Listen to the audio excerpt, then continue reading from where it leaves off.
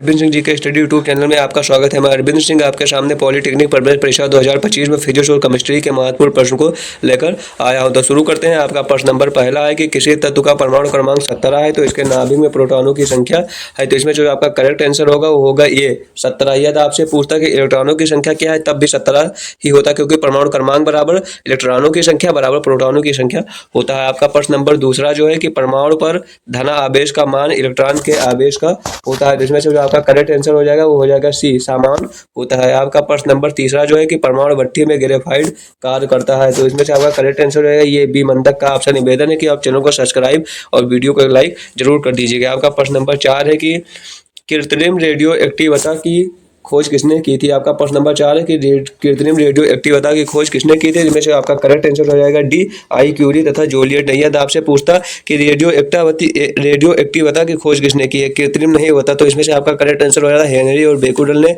Radio एक्टिवता की खोज की थी। आपका प्रश्न नंबर 5 जो है आयनीकरण क्षमता सबसे अधिक है। आयनीकरण जो क्षमता है वो सबसे अधिक होता है अल्फा कणों में। आपका प्रश्न नंबर जो होता है 6, आपका प्रश्न नंबर 6 है कि विल्सन अभ्रक में कौन सा कोई चिन्ह नहीं छोड़ता है। जिसमें से आपका करेक्ट आंसर हो जाएगा वो हो जाएगा आपका ऑप्शन बी, न्यूट्रॉन। आपका प्रश्न नंबर 7, आपका प्रश्न नंबर 7 है कि सूर्य अपनी विकिरण ऊर्जा प्राप्त करता है। तो इसमें से आपका ऑप्शन सी हो जाएगा संलयन प्रक्रम से। आपका प्रश्न नंबर 8, आपका प्रश्न नंबर 8 है कि सहसंयोजक यौगिक जल में होते हैं। सहसंयोजक यौगिक जल में जो होते हैं घुलनशील होते हैं। आपका ऑप्शन ये करेक्ट हो जाएगा। आपका प्रश्न नंबर 9 है कि हाइड्रोजन यौगिक में बंद होता है। तो इसमें से आपका करेक्ट आंसर जो हो जाएगा ऑप्शन बी, सहसंयोजक। हाइड्रोजन बंध में जो होता है सहसंयोजक बंध होते हैं। आपका प्रश्न नंबर 10, आपका प्रश्न नंबर जो 10 है कि चाल बराबर होता है। तो इसमें जो आपका करेक्ट आंसर हो जाएगा चाल बराबर होता है दूरी बटा चाल। चाल बराबर जो होता है वो चाल बराबर होता है दूरी बटा समय। आपका ऑप्शन ये सही हो जाएगा, चाल बराबर दूरी बटा समय होता है। आपका प्रश्न नंबर 11, आपका प्रश्न नंबर 11 है कि सोडियम को आपका प्रश्न नंबर 11 है कि सोडियम को साधारणतया किसमें रखा जाता है। जिसमें जो आपका ऑप्शन ये सही हो जाएगा, मिट्टी के तेल में सोडियम को रखा जाता है। तो किसको मिट्टी के तेल में इसलिए रखा जाता है ताकि ये वायु और हवा में संपर्क पाने से विस्फोटक का रूप ले लेता है। आपका प्रश्न नंबर 12 है कि 1 किग्रा भार का मान होता है। जिसमें आपका करेक्ट आंसर हो जाएगा सी, 9.8 न्यूटन होता है 1 किग्रा भार का मान। आपका प्रश्न नंबर 13 है कि लीटर किस पद्धत का मात्रक है। जिसमें से आपका करेक्ट आंसर हो जाएगा मीटरी का लीटर जो है पद्धत मात्रक है। आपका प्रश्न नंबर 14 है कि प्रकाश वर्ष मात्रक है। जिसमें से आपका करेक्ट आंसर हो जाएगा ये दूरी का। प्रकाश वर्ष जो मात्रक है वो दूरी का है। आपका प्रश्न नंबर 15 जो है दो समान वेक्टरों का परिमाण शून्य है तो उनके बीच का कोण होगा। तो इसमें से आपका करेक्ट आंसर हो जाएगा बी, 180 डिग्री होगा। आपका प्रश्न नंबर 16 है कि सरल आवर्त गति में, आपका प्रश्न नंबर 16 है कि सरल आवर्त गति में प्रत्यानयन बल निर्भर करता है गोले के, ऑप्शन सी हो जाएगा करेक्ट, गोले के विस्थापन पर। आपका प्रश्न नंबर 17 है कि निम्नलिखित में से किस अक्षर का समतल दर्पण द्वारा पार्श्व प्रतीत नहीं होगा। आपका ऑप्शन डी हो जाएगा यम।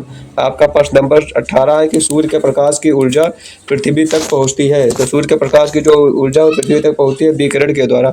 आपका प्रश्न जो 19 है कि बैरोमीटर को पहाड़ से खान में ले जाने पर पारे का तल जो होगा वो ऊपर उठेगा। आपका ऑप्शन सी हो जाएगा करेक्ट। आपका प्रश्न नंबर 20 है कि आणविक गति की ऊर्जा जिस रूप में प्रकट होती है वह है ऊष्मा। ऑप्शन सी आपका जो होगा करेक्ट आंसर हो जाएगा। आपका प्रश्न नंबर 21 है कि तांबे की एक गेंद को गर्म करने पर सबसे अधिक प्रतिशत वृद्धि होगी। तो ऑप्शन बी सही हो जाएगा आयतन में। आपका प्रश्न नंबर 22 है कि किसी वस्तु के प्रदीप्त होने का पता लगाया जा सकता है। तो इसमें से आपका जो ऑप्शन सी हो जाएगा वस्तु को अंधकार में रखकर उसके प्रदीप्त होने का पता लगाया जा सकता है। आपका प्रश्न नंबर 23 है कि आवर्धक लेंस को कहते हैं। तो इसमें से आपका जो करेक्ट आंसर हो जाएगा वो हो जाएगा ऑप्शन ए, सरल सूक्ष्मदर्शी आवर्धक लेंस को कहते हैं। आपका प्रश्न नंबर 24 है कि 24 उदासीन का पीएच मान होता है। जो उदासीन होता है उसका पीएच मान जो होता है क्या होता है। आपका ऑप्शन डी हो जाएगा 7 के बराबर होता है। जैसे 7 से अधिक जो होता है वो होता है क्षारीय का पीएच मान, और 7 से कम जो होता है वो अम्लीय में होता है। नोट कर लीजिएगा। आपका प्रश्न नंबर 25 है कि विद्युत हीटर का तार बना होता है। आपका प्रश्न नंबर 25 है कि विद्युत हीटर का जो तार बना होता है